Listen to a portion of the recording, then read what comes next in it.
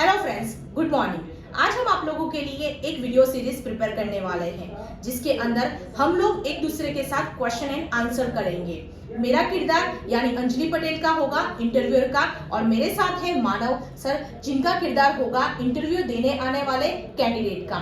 तो यहाँ पे सर कुछ क्वेश्चन एंड आंसर भी करेंगे। यहाँ पे क्रॉस क्वेश्चन कैसे होते हैं वो भी आपको यहाँ पे देखने को मिलेगा। फ्रेंड्स, ये सीरीज हम आप लोगों के लिए इसलिए प्रिपेयर करते हैं ताकि आप आईटी कंपनी के अंदर चाहे वो कोई भी रोल क्यों ना हो उसके लिए आप इजीली इंटरव्यू को क्रैक कर सको। लेकिन ये चीज तभी पॉसिबल है जब आप ये वीडियो सीरीज को बार बार रिपीट करो और रिवाइज करो और स्पीकिंग प्रैक्टिस करो। तो चलो फ्रेंड्स, स्टार्ट करते हैं आज की हमारी ये conversation. Hello Manav. Hello. Okay, can you explain me what is database and why we use database? Database is a organized and structured data.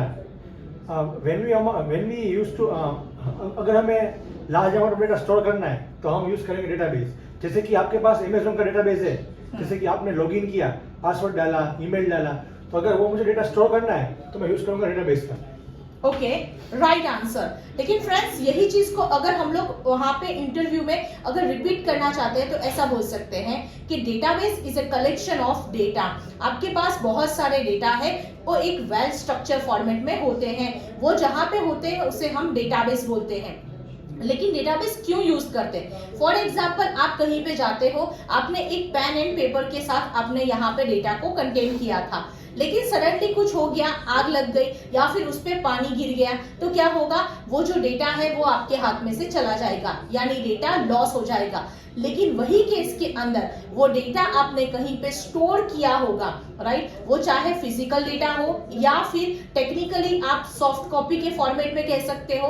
वो डेटा आपने लार्ज अमाउंट का डेटा कहीं पे हार्ड ड्राइव पे या फिर कहीं पे लोकल होस्ट पे या फिर ऑनलाइन क्लाउड प्लेटफॉर्म पे अगर स्टोर किया होगा तो आप कहीं ना कहीं उसको एक्सेस कर सकते हो, इजीली मैनेज कर सकते हो। चले नेक्स्ट क्वेश्चन पे चलते हैं। What is DBMS? So basically DBMS is database management system. It is used to store large amount of data in a structured format. Okay, so basically अगर हम डीबीएमएस की बात करें तो डीबीएमएस जो है वो डेटाबेस मैनेजमेंट सिस्टम है। अगर आपको लार्ज अमाउंट के डेटा स्टोर करना है तो आप डीबीएमएस सिस्टम का यूज कर सकते हो। डीबीएमएस सिस्टम है जहां पे डेटा स्टोर होता है। अगर मैं डीबीएमएस की बात करूं तो वहां पे डेटा एज अ फाइल के रूप में डेटा स्टोर हो जाता है। ओके, मानव, आप मुझे बता सकते हो कि डीबीएमएस के अंदर हम लोग कौन से ऑपरेशन परफॉर्म कर सकते हैं? Insert, update, delete, right. So यानी अगर मैं डीबीएमएस की बात करूं तो वहां पे बहुत सारे डेटा है जिसके साथ हम लोग यहाँ पे एक्सेस कर सकते हैं, उस पे मॉडिफिकेशन भी कर सकते हैं। Okay, next question is what is RDBMS? RDBMS is Relational Database Management System. It is used to store data in a structured format using rows and columns. Right answer. यानी जैसे अभी मानव ने बताया कि आरडीबीएमएस जो है वो रिलेशनल डेटाबेस मैनेजमेंट सिस्टम है। यानी जब आपको मल्टीपल टेबल्स को डेटा को कंबाइन करना है, उसके बीच में रिलेशंस यहाँ पे दिखाना है, रिप्रेजेंट करना है डेटा को, तो वहां पे आरडीबीएमएस सिस्टम यूज कर सकते हो। फ्रेंड्स, आपको मैं बता दूं सबसे ज्यादा वाइडली यूज होने वाला सिस्टम आरडीबीएमएस है। चले नेक्स्ट कॉन्सेप्ट पे चलते हैं। Can you explain me subset of SQL? DML, DQL, DCL and TCL. Okay, so अगर मैं बात करूं डीडीएल की तो मानव आप मुझे बताएं what is DDL? Data Definition Language. तो डीडीएल के अंदर कौन से ऑपरेशंस होते हैं? Create, alter, drop, truncate. और डीएमएल में? Data Manipulation Language. Insert, update, delete. और डीसीएल के अंदर? Data Control Language. उसमें select. ओके, और टीसीएल की बात करूं तो मैं? ट्रांसमिशन कंट्रोल लैंग्वेज, उसमें कमिट और रोलबैक। राइट, सही आंसर है। जैसे सपोज ये सारे सबसेट्स हैं एसक्यूएल के। सपोज मान लो एसक्यूएल जो है वो हम सबको पता है जहां पे बहुत सारी क्वेरीज होती है, लेकिन वो अलग अलग पार्ट में डिवाइडेड है। सबसे पहला पोर्शन जिसे हम लोग बोलते हैं DDL, data definition language. Data definition language यानी आप मेरी स्क्रीन पे जैसे देख सकते हो, आपको टेबल क्रिएट करना है, राइट? या फिर बना हुआ टेबल, उसमें से आपको कोई फील्ड को निकालनी है या फिर ऐड करनी है, तो वहां पे आता है ऑल्टर। चाहे आप टेबल को पूरा डिलीट ही क्यों ना करना चाहते हो तो वहां पे ड्रॉप एंड ट्रंकेट आ जाता है। अगर मुझे एक टेबल पे ना बन जाए, उसके बाद मुझे वो डेटा टेबल में ऐड करना है, तो वहां पे क्या आ जाता है, DML यानी इंसर्ट अपडेट डिलीट। आपके पास पहले से रिकॉर्ड हो, उसमें आपको मॉडिफिकेशन करना है या फिर कुछ भी, तो वो DML में आ जाता है। लेकिन व्हाट अबाउट DCL? DCL का मतलब होता है data query language, right? Sorry, cut it. Okay, next है DQL। DQL यानी डेटा क्वेरी लैंग्वेज, यानी सिलेक्ट का फॉर्मूला, यानी सिलेक्ट के जरिए आप डेटा को क्या कर सकते हो, रिट्राइव कर सकते हो। उसी के साथ अगर मैं बात करूं TCL की, तो वहां पे भी कमिट एंड रोलबैक जो है वो ऑपरेशन वर्क होते हैं। DCL जो है वहां पे भी आप ऑपरेशन ग्रांट एंड रिवोक जैसे ऑपरेशन परफॉर्म कर सकते हो। चले नेक्स्ट क्वेश्चन पे चलते हैं। Next question is what is SQL? SQL is structured query language. It is जैसे कि हमारे प्रोग्रामिंग का लैंग्वेज होती है C++, तो ऐसे ही डेटाबेस की लैंग्वेज है SQL, जिसमें हम सारा डेटा इंसर्ट कर सकते हैं, उसमें स्टोर कर सकते हैं। राइट, यानी SQL यानी एक स्ट्रक्चर क्वेरी लैंग्वेज है। अगर आपको डेटाबेस के साथ कोई भी ऑपरेशन परफॉर्म करना है, तो उसके लिए आपके पास एक लैंग्वेज होनी जरूरी है। यानी using of SQL language you can access and modify your data, right? इस तरीके से हम लोग यहाँ पे जैसे प्रोग्रामिंग के जरिए हम लोग प्रोग्राम्स को कंट्रोल कर सकते हैं, उसी तरीके से SQL के जरिए हम लोग डेटाबेस को भी कंट्रोल कर सकते हैं, मैनेज कर सकते हैं। चले नेक्स्ट क्वेश्चन पे चलते हैं। Can you explain me difference between SQL and MySQL? SQL is used in RDBMS and MySQL is used in SQL is used in DBMS and MySQL is used in RDBMS. जी नहीं, SQL जो होता है वो structure query language है, लेकिन MySQL जो है वो RDBMS तो है, लेकिन वो डेटाबेस मैनेजमेंट सिस्टम है। यानी जहां पे डेटा स्टोर होता है, जहां पे डेटा मैनेज होता है, वो एक सिस्टम है। SQL तो एक लैंग्वेज है और MySQL यानी एक वन काइंड ऑफ सिस्टम है जहां पे ये सारी चीजें परफॉर्म होती है, और SQL जिसके जरिए से ये सारी चीजें परफॉर्म होती हैं। चले next question. Can you explain me what are the constraint in SQL? Not null, primary key, foreign key, default. Okay, so आप मुझे बता सकते हो नॉट नल हम कब यूज कर सकते हैं? जैसे कि मुझे टेबल में कोई वैल्यू नहीं चाहिए, खाली नहीं चाहिए, तो मैं यूज करूंगा नॉट नल। अगर हम खाली रखेंगे तो मुझे एरर मिलेगी। यूनिक क्या होता है? यूनिक कंस्ट्रेंट क्या होता है? जैसे कि आपका फोन नंबर है, तो फोन नंबर सबका यूनिक होता है, तो वो यूनिक वाला है। आप मुझे थोड़ा सा ब्रीफली बता सकते हो ये सारे कंस्ट्रेंट्स के बारे में? जैसे कि प्राइमरी की है, तो प्राइमरी की का मतलब क्या होता है कि वो अलग होती है, सबसे अलग। जैसे कि आईडी हो गई, तो आईडी सबकी अलग होती है, तो वो प्राइमरी की है, और वो टेबल में सिर्फ एक ही होती है। और फॉरेन की, तो फॉरेन की का मतलब होता है कि हम एक दूसरे के टेबल को रिफर करते हैं, तो उसका मतलब होता है फॉरेन की। ओके, और इंडेक्स, यूनिक? यूनिक का मतलब जो भी यूनिक हो, जैसे कि मोबाइल नंबर है, ऐसे। ओके, सो अगर मैं बात करूं यहाँ पे कुछ कंस्ट्रेंट, आप अपने डेटा जब यूजर के पास से एक्सेप्ट करवा रहे हो, तो उस टाइम पे आपके डेटा पे आपको कुछ कंस्ट्रेंट लगाने हैं। कंस्ट्रेंट यानी सबसे पहला, फॉर एग्जाम्पल नल यानी कैसे, सपोज मान लो आप ऐसा चाहते हो, रिस्ट्रिक्शन ऐड करना चाहते हो कि यूजर कोई भी फील्ड जो है वो नल एंटर ना कर सके, या फिर कोई भी फील्ड जो है वो नल एंटर करे तो चलेगा, तो वहां पे आप नल कंस्ट्रेंट जो है वो ऐड कर सकते हो। सेकेंड कंस्ट्रेंट होता है चेक। चेक कहाँ पे यूज होता है? जैसे सपोज मान लो आप किसी की एज अबव ग्रेटर देन 18 होगी, उसी टाइप की डेटा अगर आप एक्सेप्ट करना चाहते हो, तो कंडीशन के बेसिस पे, क्राइटेरिया के बेसिस पे जब आप चेक करना चाहते हो, तो वहां पे चेक आ जाता है।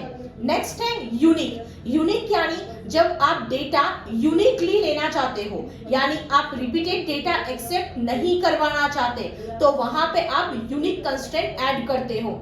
उसी के साथ होता है इंडेक्स।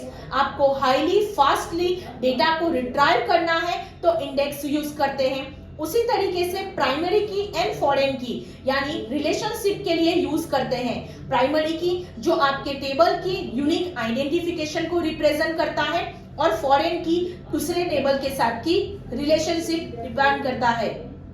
चलें नेक्स्ट क्वेश्चन पे चलते हैं। What is meaning of primary key and how many primary key we can take in one table? So primary key is a constant that identify unique value in a table. We can only use one primary key in one table. Okay, right answer. यानी अगर मैं बात करूं तो आपके पास एक table है जिसमें अलग अलग स्टूडेंट्स की डिटेल्स हैं, उसमें से आपको हर एक स्टूडेंट की डिटेल्स को यूनिक डिफाइन करना है। तो वहां पे एक सीरीज नंबर होगा या फिर आईडी होगा जिससे आप वहां पे यूनिक आइडेंटिफायर करवाना चाहते हो। तो वहां पे वो फील्ड को हम एज अ प्राइमरी की तरह रिप्रेजेंट कर सकते हैं। यानी सिंपल लैंग्वेज में अगर मैं बोलूं तो प्राइमरी की यानी मेरे टेबल की यूनिक रो को रिप्रेजेंट करने का काम करता है। आप एक टेबल में सिर्फ एक ही प्राइमरी की रख सकते हो। चले नेक्स्ट क्वेश्चन पे चलते हैं। We have below fields data, for example ID, student name, email, contact number, CT। तो अगर मुझे ये सारी चीजें फील्ड हैं, उसमें मुझे कुछ कंस्ट्रेंट अप्लाई करने हैं, तो मैं कितने कंस्ट्रेंट अप्लाई कर सकती हूँ और कैसे? तो आईडी है, तो आईडी सबकी यूनिक होती है, उसमें हम कर सकते हैं प्राइमरी की। ओके। फिर जो कॉन्टेक्ट नंबर है उसमें हम कर सकते हैं यूनिक की। बस। ओके, सो अगर मैं यहाँ पे बात करूं तो जैसे आप मेरी स्क्रीन पे देख सकते हो तो आईडी जो है वो यूनिक होती है, टेबल की रो को यूनिक डिफाइन करेंगे तो वहां पे हम प्राइमरी की रखेंगे। लेकिन जैसे अभी हमने डिस्कस किया एक टेबल में हम एक ही प्राइमरी की रख सकते हैं। लेकिन what about email and contact? Email भी सबका यूनिक ही होगा और कॉन्टेक्ट भी सबका यूनिक ही होगा। तो वहां पे आप यूनिक के लिए यूनिक कंस्ट्रेंट रख सकते हो ईमेल और कॉन्टेक्ट में। स्टूडेंट नेम, वहां पे आपको कोई कंस्ट्रेंट देने की जरूरत नहीं है, वहां पे आप एज इट इज जो फील्ड है वो रख सकते हो, या चाहे तो आप नॉट नल का कंस्ट्रेंट भी रख सकते हो अगर रखना है तो। चलिए नेक्स्ट क्वेश्चन पे चलते हैं। What is meaning of foreign key and how many foreign key we can take in one table? So foreign key is a constraint that refers to the primary key of the another table. Suppose कि मैं आपको example दूं, जैसे कि मिंत्रा की website है, उसमें कैसे होता है मैन, उसके अंदर मेंस वेयर और उसके अंदर टी शर्ट, फिर वुमेन्स वेयर, उसके अंदर ड्रेस। तो ये हम फॉरेन की से बना सकते हैं। यानी कि मुझे दो टेबल लिंक करने हैं तो मैं फॉरेन की का यूज करूंगा, और one table has more than one foreign की।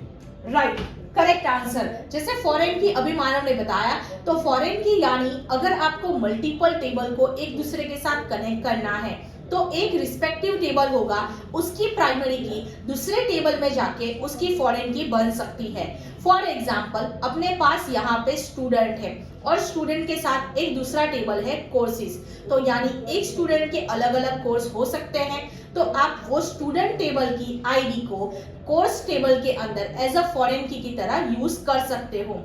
तब जब आप फॉरेन की यहाँ पे एक्सेस करोगे, कोर्सेज डिटेल्स एक्सेस करोगे, तो उसमें से आप स्टूडेंट की डिटेल्स भी एक्सेस कर सकते हो। हाँ, एक टेबल में मल्टीपल फॉरेन की हो सकती है। चले नेक्स्ट क्वेश्चन पे चलते हैं। What is join in SQL? Can you please explain me? अगर मुझे दो टेबल को ज्वाइन करना है जिसकी कॉलम रिलेट करती हो एक दूसरे से, तो हम ज्वाइन का यूज करेंगे।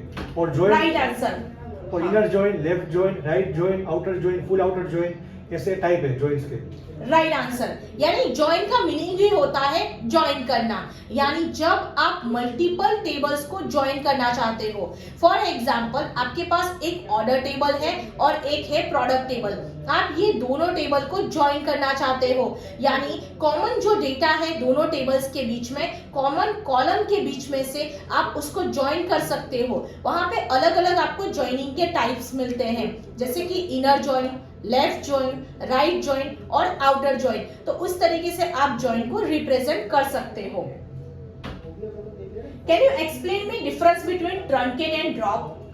तो मुझे अगर टेबल के अंदर की फील्ड को डिलीट करना है, टेबल के अंदर जो रिकॉर्ड होता है वो मुझे डिलीट करना है, तो मैं यूज करूंगा ट्रंकेट। अगर मुझे पूरा टेबल डिलीट करना है तो मैं यूज करूंगा ड्रॉप। नहीं, अगर मुझे टेबल के अंदर की स्पेसिफिक फील्ड को डिलीट करना है तब वहां पे हम डिलीट क्वेरी का यूज करेंगे। लेकिन अगर मैं ट्रंकेट कमांड फायर करती हूँ तो वो मेरे टेबल की सारी रोज को, यानी सभी रोज को वो डिलीट कर देगा, उसके बाद मेरे टेबल को रिक्रिएट करेगा। अगर मैं बात करूं ड्रॉप की, तो ड्रॉप जो है वो मेरे टेबल को पूरा डिलीट कर देगा। यानी यहाँ पे 3 क्वेरीज होती हैं, एक जो है ट्रंकेट यानी टेबल को पूरा डिलीट कर देती है और वापस से रिक्रिएट करती है। सेकेंड है ड्रॉप, यानी कंप्लीटली मेरा टेबल ही डिलीट हो जाएगा। और थर्ड है डिलीट, यानी स्पेसिफिकली अगर आपको कोई रो डिलीट करनी है, यानी कि डेटा या रिकॉर्ड्स डिलीट करना है, तो वहां पे आप डिलीट क्वेरी यूज कर सकते हो, राइट।